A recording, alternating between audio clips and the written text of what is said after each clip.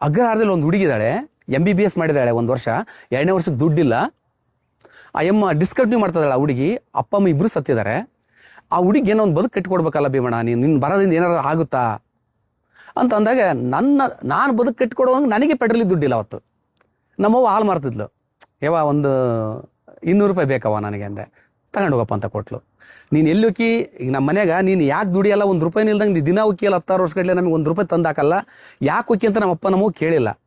ಅದ್ರ ಪ್ರತಿಫಲನ ನಾನು ಇವತ್ತಿಷ್ಟು ಜನರ ಸೇವೆ ಮಾಡಲಿಕ್ಕೆ ಸಾಧ್ಯ ಆಯಿತು. ಅವಾಗ ನಮ್ಮವ್ವ ಹಾಲು ಮಾರಿದ ದುಡ್ಡು 200 ರೂಪಾಯಿ ಕೊಟ್ಲು. ಆ ಬಾಳೆಕಾಯಿ ಅಂತಾರೆ, ಬಾಳೆಕಾಯಿ ಇಟ್ಕೊಂಡಿರ್ತಿಲ್ಲ ನಮ್ಮವ್ವ ದುಡ್ಡನ್ನ ಸೀರೆಯಲ್ಲಿ. ಅದ್ರಲ್ಲಿ 200 ರೂಪಾಯಿ ಕೊಟ್ಟಾಗ 100 ರೂಪಾಯಿ ಪೆಟ್ರೋಲ್ ಹಾಕ್ಸಿ 100 ರೂಪಾಯಿ ಇಟ್ಕೊಂಡು ನಮ್ಮ ಸಂಜೀವನಿ ನಾಗರಾಜ್ ಅಂತ ನನ್ನ ಜೊತೆ ಯಾವಾಗಲೂ ಇರ್ತಾನೆ, ಆ ನಾಗರಾಜ್ ಕರ್ಕೊಂಡು ಅಗ್ರಹಾರಕ್ಕೆ ಬಂದೆ. ಆ ಊರಿಗೆ ಬಂದಾಗ ಅದು ಒಂದು ಸಣ್ಣ ಜೋಪಡಿ ಗುಡಿಸಲು, ಒಬ್ಬ ಅಜ್ಜಿದಾಳೆ, ಒಬ್ಬ ಮೊಮ್ಮಗಳಿದ್ದಾಳೆ. ಮೊಮ್ಮಗಳು MBBS ಫಸ್ಟ್ ಇಯರ್ ಓದಿದ್ದಾಳೆ. ಅದು ಫಸ್ಟ್ ಇಯರ್ ಯಾರು ಓದಿಸ್ಯಾರ ಅಂದರೆ ಆಕಿ ಕ್ಲಾಸ್ಮೇಟ್ ಒಬ್ಬಾಕಿ ಕೊಟ್ರಾಗಿದ್ದಾಳೆ. ಅವ್ರದ್ದು ದೊಡ್ಡ ರಿಚ್ ಅದಾರೆ. ಅವ್ರದ್ದೊಂದು ಲಾಡ್ಜ್ ಇದೆ, ಪ್ರಭಾಕರ್ ಅಂತ. ಅವರು 1 ವರ್ಷ ಅವ್ರ ಅಪ್ಪ ನನ್ನ ಫ್ರೆಂಡ್ ಅಪ್ಪಾಜಿ ಕಷ್ಟ ಇದೆ ಓದಿಸಂದಾಗ 1 ವರ್ಷ ಓದಿಸಿದ್ರೆ 2ನೇ ವರ್ಷಕ್ಕೆ ಫೀಸ್ ಇಲ್ಲ. ಅದು ಯಾರು ನನ್ನ ಹೆಸರು ಕೊಟ್ಟರೋ ಗೊತ್ತಿಲ್ಲ. ಅವ್ರ ತಾಯಿ ತವ್ರ ಮೇಲೆ ಅಗ್ರಮಳೆ ತಾಲೂಕು ಬನ್ನಿಗೋಳ ಅವೇನೋ ಇತ್ತು. ಅವ್ರು ನನಗೆ ಮಾಹಿತಿ ಕೊಟ್ಟರು. ಹೋದಾಗ ಒಂದು ವರದಿ ಬರೆದೆ. ಅಲ್ಲೇ ಬರ್ಕೊಂಡೆ ಕುಂತ್ಕೊಂಡು ಆ ಗುಡಿ ಇದ್ರ ಕುಂದು. ಆ ಮನೆಗೆ ಲೈಟ್ ಇಲ್ಲ, ಕರೆಂಟ್ ಇಲ್ಲ. ಅಜ್ಜಿ ಒಬ್ಬಳೇ ಇದ್ದಾಳೆ, ಅಪ್ಪವ್ವ ಸತ್ತಾರೆ. MBBS ಫಸ್ಟ್ ಇಯರ್ ಮಾಡಿದಾಳೆ, ಸೆಕೆಂಡ್ ಇಯರ್ ದುಡ್ಡಿಲ್ಲ. ಒಂದು ವರದಿ ಬರೆದಾಗ ಹುಡುಗಿ ಕೇಳಿದೆ, ನಿನ್ನ ಪಾಸ್ಬುಕ್ ಐತೇನಮ್ಮ ಅಂದೆ. ಹ್ಞೂ ಸರ್ ಪಾಸ್ಬುಕ್ ಇದೆ. ನಿನ್ನ ಪಾಸ್ಬುಕ್ ಕೊಡಮ್ಮ ಅಂದೆ. ನಾನು ಕಷ್ಟದಿಂದ ಬಂದಿರೋದ್ರಿಂದ ಆ ಹುಡುಗಿ ಕಷ್ಟ ಏನಂತ ನನಗೆ ಅರ್ಥ ಆಯಿತು.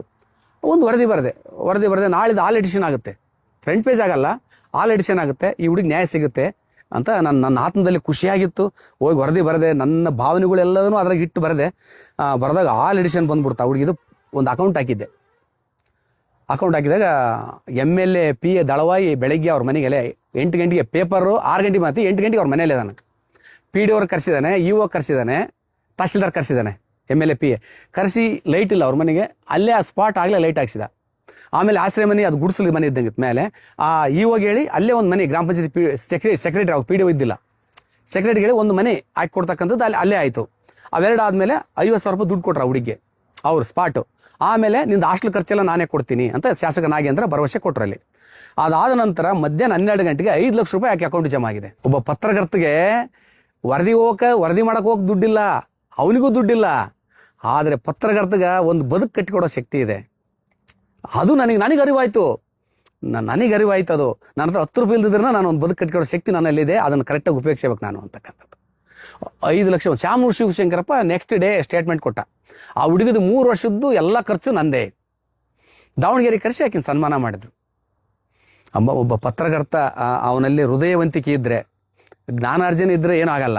ಒಬ್ಬ ಪತ್ರಕರ್ತ ಹೃದಯವಂತಿಕೆ ಇದ್ದರೆ ಏನಾಗ್ತತಿ ಅನ್ನೋದಕ್ಕೆ ನಾನು ಪ್ರಶ್ನೆ ಮಾಡ್ಕೊಂಡೆ. ಅಲ್ಲಿಂದ ನನ್ನ ದಿಕ್ಕುಗಳು ಮತ್ತಷ್ಟು ಇನ್ನೂ ನಾನು ಹೆಂಗೆ ಇರಲಿ, ದೀಪ ಯಾವತ್ತು ಬೆಳಕು ಬೇರೆ ಕೊಡ್ತಾ ಅಡಿಯ ಕತ್ಲಿದ್ದೇ ಇರ್ತೈತಿ. ಮರ ಕೂಡ ಅಷ್ಟೇ, ಅದು ಬಿಸಿಲು ತಗೊಂಡು ನೆಳ್ಳು ಬೇರೆ ಕೊಡ್ತೈತಿ. ನನ್ನ ಬದುಕು ಅಷ್ಟೇ, ನಾನು ಬೇಜಾರು ಮಾಡ್ಕೋಬಾರ್ದು. ಒಂದು ಗಿಡ ಮರನೇ ಬೇಜಾರು ಮಾಡ್ಕೊಳಲ್ಲ ಅಂದರೆ ನಾನು ಹೇಗೆ ಬೇಜಾರು ಮಾಡ್ಕೋಬೇಕಂತ ಮತ್ತಷ್ಟು ಇಂಥ ಕೆಲಸಗಳಿಗೆ ಮುಂದಾದೆ.